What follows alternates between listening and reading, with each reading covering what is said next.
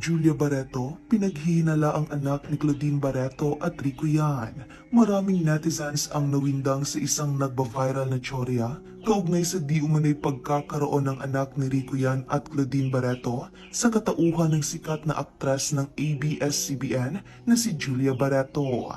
Tila umabot na sa sukdulan ng pagiging delulo ng ilang mga bagong fans ng pumanaw na aktor na si Rico yan.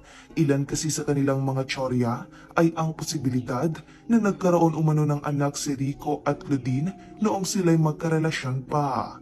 Ang anak daw ng dalawa ay ang aktres na si Julia Barreto. What if anak talaga ni Rico yan at Claudine Barreto si Julia Barreto? Hindi lang tanggap ni Claudine na wala na si Rico yan, kaya binigay niya si Julia Barreto sa kapatid niya.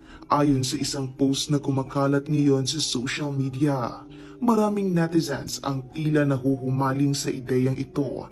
Ngunit kung titingnan ang istorya ng pagmamahalan sa pagitan ni Rico at Claudine ay malayo sa posibilidad ang nasabing tsorya.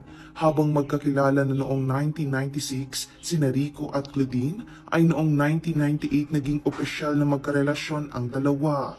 Ipinanganak si Julia noong 1997, isang taon bago naging magkarelasyon ang dalawa. Bukod pa rito, kung titignan ng timeline ay nasa 17-year-old pa lamang si Claudine noong ipinanganak si Julia.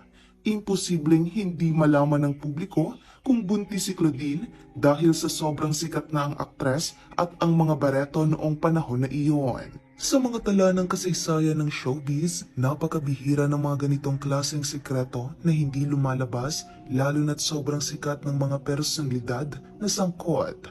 Ang mga Barreto ay isang prominenteng pamilya sa industriya ng entertainment at ang bawat kilos nila ay binabantayan ng media at publiko.